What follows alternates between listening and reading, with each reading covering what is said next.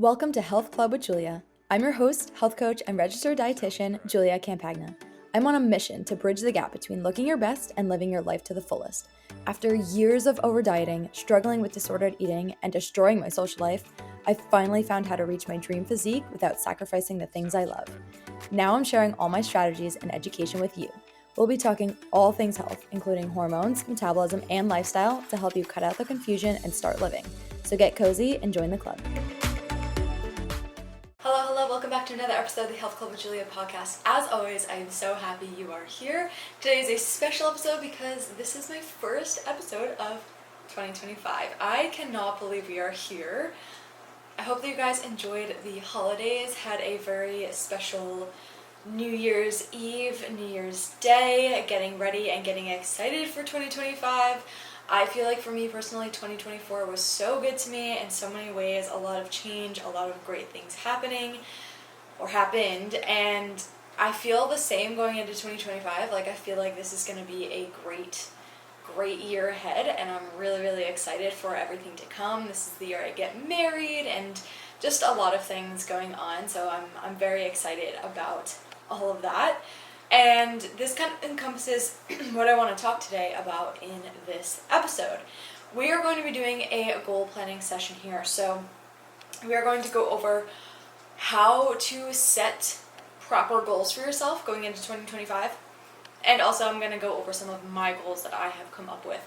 Not all of them, but I will give you a few that I have for 2025 as well. So it's really important to know how to properly set goals, because I think the statistic is by the second Friday in January, like half the people quit their 2025 goals, and that's really soon. So if you want to actually set goals and then execute those goals in 2025, you really need to know how to do it properly.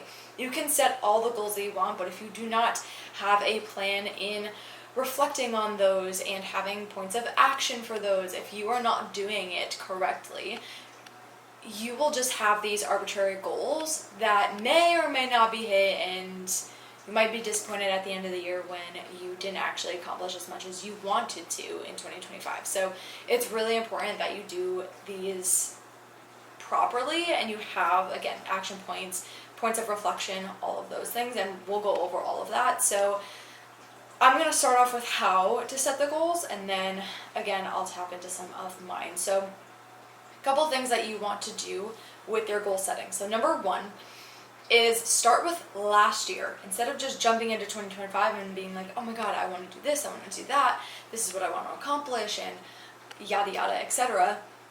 Really reflect on last year's goals. Start there first. What were your goals of 2024? If you have written them down, then it's really easy to go back and reflect on what they were. But think about what your 2024 goals were. Reflect on those. Ask yourself a couple of questions with those goals. So what did you achieve?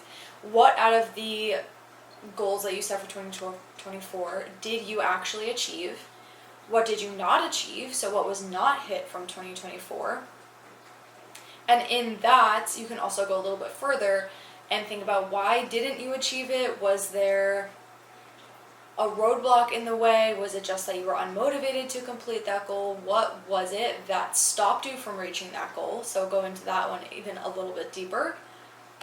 And then you can ask yourself, what goals do you want to keep? So maybe there are some 2024 goals that you hit and or didn't hit that you still want to work on in 2025. So are there any goals that you want to keep in the new year? And are there any goals that are no longer good for you either? So there could be a lot of things that maybe you would set, or a few things that you had set for 2024 that you might not have hit in 2024, and you're reflecting back on it and saying, that wasn't ideal for me. For example, I started reading a lot in 2024. I had no goal of this. It was just something that I kind of did and I fell in love with and made it a point to read. So I got a Goodreads. It's an app. If anybody doesn't know, Goodreads is an app with where you can log all the things that you read, books that you want to read, etc. So anyway, not getting off too much of a topic, but just wanting to give this example. Last year I read a lot, and I didn't really set any intentional goal with this. However, on the Goodreads app, there are reading challenges every year. So for every year, Goodreads will ask you, how many books do you want to read? Now, this was the first year that I had intentionally wanted to start reading more instead of, I always read. I love to read, but previous years, I would pick up a book if I was going on vacation and I would read on vacation, but it wasn't something that I was necessarily doing all the time. And last year was the first year I was doing it all the time and intentionally reading a new book every single month. And so I had no perception on how many books I could read in a year. I had no idea. And so I started this reading challenge goal, and I think this was like mid-year last year that I had done this. Maybe like in April or May, I think I set my reading challenge goal. I think I put it at 50 books. I was like, yeah, I could read 50 books. Okay, I quickly realized that that was not happening, so I did end up changing my reading goal, but I think it was still like 35 books, which at the end of the year, I read 19. So, for example, a goal that is no longer good for me is reading 35 to 50 books. And I know that. So my reading goal this year is 24 books. That's 2 books a month. That is something that's very realistic for me to do. So I also want you to think about, are there any goals that you either have on your list for 2024 that you did or did not hit, and are they still good for you? Maybe some of the ones you didn't hit, but it's still good for you, and you're still saying, you know what, I just wasn't as motivated, but this year I really want to hit that goal, and so you keep it. But there might be some that are not great for you that you might want to discard or edit to make it more realistic for you. So those are a couple of questions that you can ask yourself as you're reflecting from your 2024 goals. Now, the second step of goal setting is to set SMART goals, S-M-A-R-T. So this stands for specific, measurable, achievable, relevant, and time-bound. So going over all of these, make them specific. Don't just say, oh, I want to do skincare more. That's not really specific. What kind of skincare do you want to do? Do you want to cleanse your face more? Okay, maybe you're right, I want to cleanse my face more. For now, we'll keep it at that. But be specific with what you want it to be. The more specific, the better for you, because you'll understand it at the end of the year what that goal was and where there were mistakes if you don't end up hitting that goal. So that's S, specific. The second letter, M, is measurable. So same thing again, this kind of goes hand in hand with specific. It should be something that is measurable. Goals are a sheet of data. Think of it like data. So again, we'll use the example of skincare. So you want to cleanse your face more in 2025. Okay, great. That's not measurable. At the end of 2025, you might say, I think I did cleanse my face more, but you don't have a number. You don't have any metric that you want to hit. So maybe you've only done it a couple more times, but that is more to you. Or maybe you've done it a couple more times, but it's still not the goal that you were hoping for in 2025. So make it a really measurable goal. So for this example, you could say, I want to cleanse my face 3 times a week, every single week for the year of 2025. That's a very measurable goal. You can see and analyze every single week. Did you hit that goal 3 times a week? Yes or no?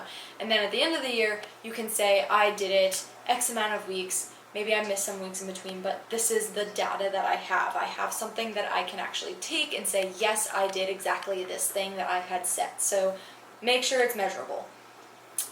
Then A is achievable. So this kind of, another word for this is realistic. Is it realistic for you? So I can use the example of my reading goal. 50 books is not achievable for me. It's just not realistic. So I dropped that down for 2025. My reading goal is 24. That is achievable for me. So you don't want to have something that is super far-fetched. Yes, you can dream big a little bit. You should have some goals that are bigger and more scary than others, but you do want it to be achievable. You can't just choose an astronomical number for something and expect to hit that number. So for example, again, making it more relevant to you, I guess. Finances are very worldwide, right? So maybe you are currently making $100,000 a year, right? If you say, I want to make $2 million in 2025, that might be a little bit far-fetched if you're only making $100,000 right now, So this is what I mean by achievable. Just make sure that it's somewhat realistic. It should be something that you know that you could potentially hit, and maybe it's a little bit scary, and maybe you're like, I actually don't know if I can hit that, but I think I can. that's fine, but don't make it something that's totally wild and out of reach for you. So that's the A, achievable. Then R is relevant. So is this goal that you're setting relevant to something that you want to achieve in life? So for going over the skincare one, if my goal is to cleanse my face 3 times a week every week for the month or for the year of 2025, it is relevant to me because, one, I have a wedding coming up, and so I want my skin to look really nice for the wedding. Maybe I just want to take care of my skin as I'm getting older and aging, so I want to start now and be preventative with it. What is the reason by it? There should be some reason that you have this goal. It shouldn't just be like I want to, paint 5 pictures this year. Like, that's just not relevant to anything for me. Yeah, it's a hobby, and maybe hobbies can be relevant to you, but make sure it's like relevant to your life and something that you actually do want to accomplish. The more that you actually want to accomplish these things, the more you're likely to accomplish them. If it's something that's just like random, not relevant to you at all, you're most likely going to put that off and probably not hit that goal. So make sure it's relevant to you. And then time bound. Have a deadline for yourself with these. So again, like the skincare one, it was cleanse my skin 3 times a week in all of 2025, so that gives me a full year. Maybe you have something that is a specific date. So one of my goals that I'll get to, but I guess I'll just mention now because it's relevant to this topic, is my pre and postnatal coaching certification. I am currently working on that, and so I want to be able to be certified by April 15th. So I have some time limit, I have a deadline set, so that I know that this is a top priority for me right now because it is due in the next couple of months. It's not due at the end of the year, and so I know that that's something that needs to be worked on more frequently than other things, or take more priority, or just I have a deadline for it, basically. So make sure it's time bound as well. So what you can then do once you are like thinking about your goals and how they're specific, measurable, relevant, you can break down your goals into certain areas. Now, I'm going to give a couple of different areas that I like to break down my goals into, but you don't have to do it this way. You can take some of these out. You can add other topics in if something else is more relevant to you. But what I like to break them down into is 1, personal development, 2, relationships, 3, finance, 4, career and business, 5, attitude and mindset, and then 6, health and fitness. So those are 6 different categories that I break my goals down into.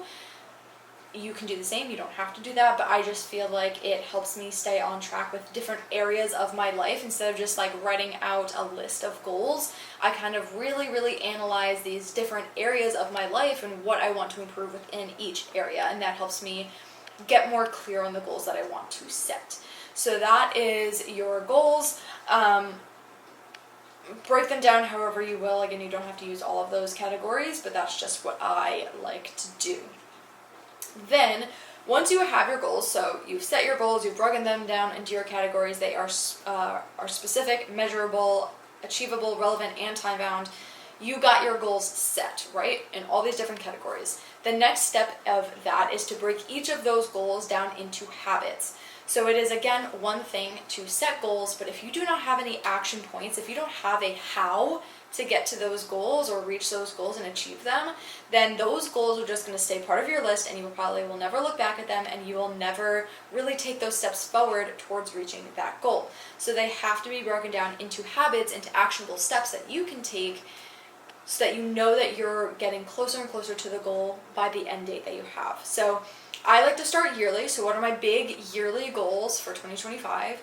Once I have my yearly goals, I break that down into how am I going to achieve this every single month?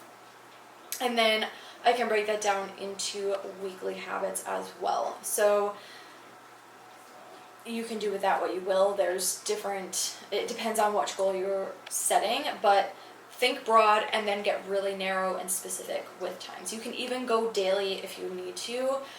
Certain goals will require you to have daily habits in place. You might not need that. Depends on the goal for you. But I would break those down into, at minimum, weekly habits that are going to get you to your goals. These action steps are really big. Do not skip this step. You need the actionable steps so that you know exactly what you need to do. You are very clear on how to get to those goals so that you can achieve them easier and not just let them sit in a list and never do anything about them. So break down those into habits. Then the 4th step of this, which seems really kind of obvious for some people, but it's not, is staying consistent. This is probably arguably the most important piece, because if you're not consistent with your goals, you're not going to achieve those goals. So you need to be consistent. Something that I would recommend if you are somebody who struggles with staying consistent with habits is give yourself a reward system. So this could look like every time you hit, let's say you have a yearly goal, right? It's going to take from January to December to reach this goal. When you hit each monthly habit that you have, when you check off each month that you have completed that habit that's going to get you to that yearly goal, you give yourself a new piece of clothing. So every year you buy yourself a piece of clothing because you checked off that box that you hit those habits that are going to get you to your yearly goal. Even if you have like a more specific time-bound goal, so for example, the one for me with the certification, I want to get certified by April. When I finish that goal, because it's soon, I also have already broken that down into weekly and monthly habits that I need to complete. So what units I need to complete during which months. So every single month that I complete the units that I need to complete, I can give myself a reward. It's one, highlights your small wins, because small wins are what make up your big goal at the end. If you don't have those small wins between, you would never get to that big goal. So it helps you celebrate your small wins, and celebrating those small wins feels good. If you only have a goal and you're only looking at that goal, but you're not looking at the small steps to get there, it's going to feel like it's taking forever, you're not reaching the goal. It's a really kind of like disappointing feeling when you have nothing to show for it until the end goal is met. So I like to highlight small goals because it makes you feel good. It makes you feel like you are actually achieving something and you are getting closer and closer to that goal, and it keeps you motivated towards that goal. So reward system does help highlight and celebrate your small wins, and also again it does just help you keep motivated for that bigger goal at the end of the year or whenever that goal is to be met. So I would suggest giving yourself some sort of reward system. I mean, it can be anything. It could be going to buy a new book. It could be a new piece of clothing. It could be a new piece of gym wear. It could be a million different things, whatever you like to do. It could be new makeup. Whatever you love, you can give yourself a reward system to stay consistent. And I guess the other part of staying consistent would be to celebrate those small wins. So whether you are using the reward system or not, make sure that you are celebrating those small wins. And this is a lot easier when you do break down that yearly goal into monthly and weekly habits, potentially daily, because then you can say every single day, week, month, yes, I've completed this. Look at me go, like I'm getting closer to my goal. So I think celebrating the small wins does come down to step number 3, which is breaking down your goals into habits. It definitely is helpful to do that. But also just like remember your why. Why are you trying to reach the goals that you have set? Is there a specific reason? There probably is a specific reason. If you want to lose, 30 pounds in 2025 or by a certain time, there's probably a reason, and it goes farther than, I want to feel confident. What is that actual reason for you? And remember that along your journey, because it will get hard. There will be days that you are not motivated to continue with the goals that you have set. But if you can reflect on, this is why I am doing this, I have a specific purpose for these goals, then it does help you stay motivated towards them and stay consistent with hitting the things that you need to hit. So also go back to your why, and maybe even write down your why for every goal that you have, so that's more clear and set right in front of your face so you can reflect on that more. And then the 5th thing I would say with goal setting is reflecting every single month. So that is 12 reflections you should do for the year.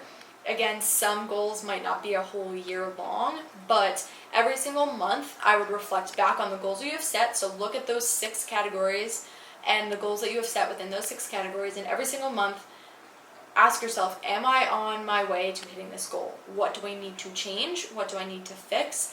Is everything going great and I just need to keep staying consistent? Really reflect on them, so that way, one, if you're doing a great job, again, you can check that off, stay motivated, give yourself the reward if you're using a reward system. And also on the flip side of that, if it is not going so great, you can intervene faster and change course faster, so that you will still be on track to hitting that goal, rather than if you're not reflecting on them and nothing's going right and you're not making steps towards your goal, you might not notice that until the end of the year, and then you say, oh crap, like this is why I wasn't reaching this goal. So really reflect on it, analyze, and then see, do you need to change anything or just simply stay consistent? So those are the 5 steps that I would say to take with goal planning. And this could be for anything. Remember, I broke down my goals into 6 categories. It does not just have to be, I know that this is like a health podcast, a health wellness podcast. It definitely does encompass your health and wellness goals, but this could also be for all of your other goals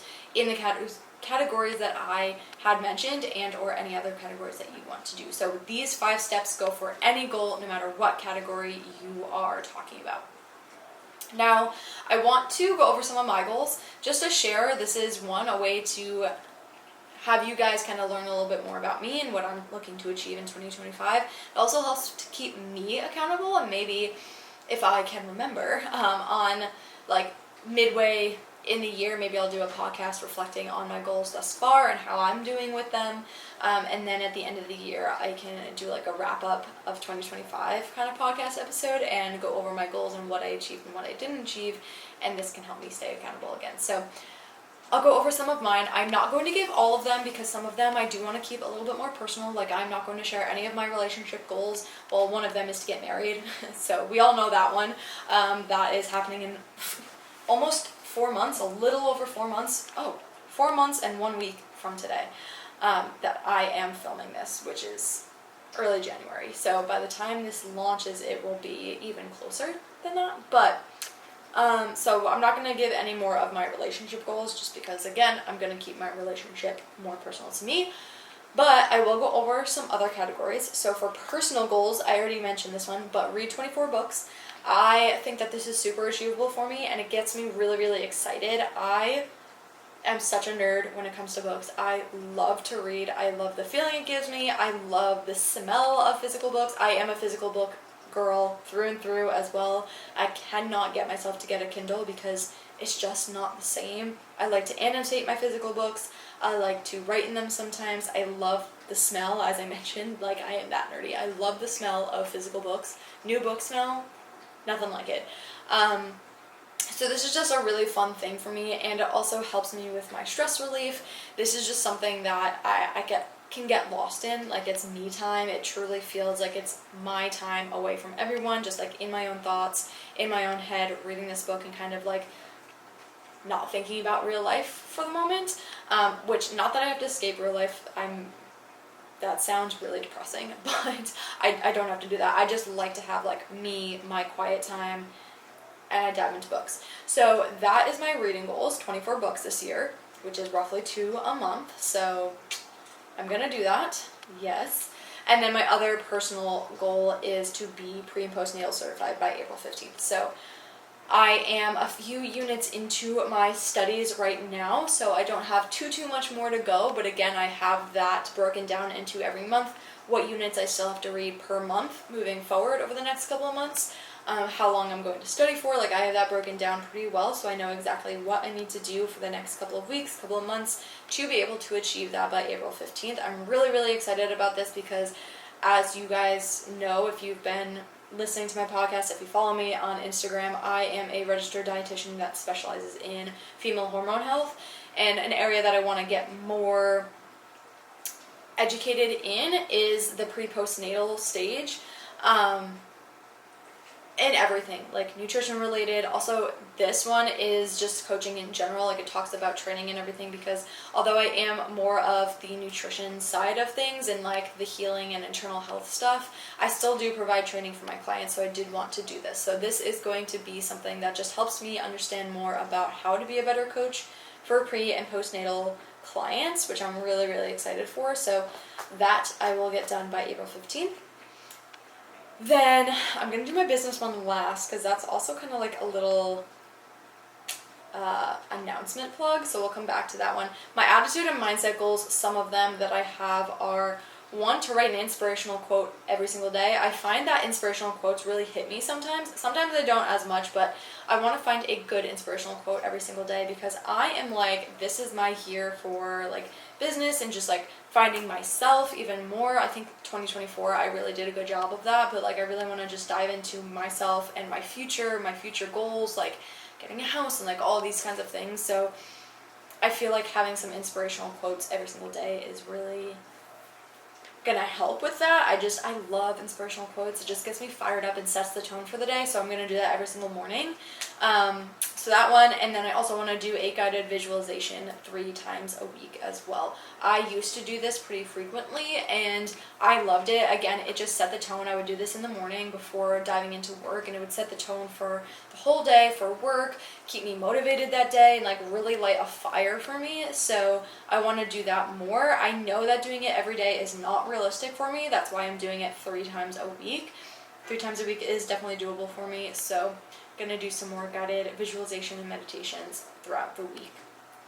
My health and fitness goals, right now they're really more standard. I'm very, very, very happy with where I'm at physique wise and health wise. Like my health is, knock on wood, very good. I'm in really great shape. I like the way that my body looks, so physique-wise, I'm happy with that. I'm really kind of happy with everything well-rounded, so really my goal is to maintain that, but to get more specific, I would like to try to run another half marathon this year.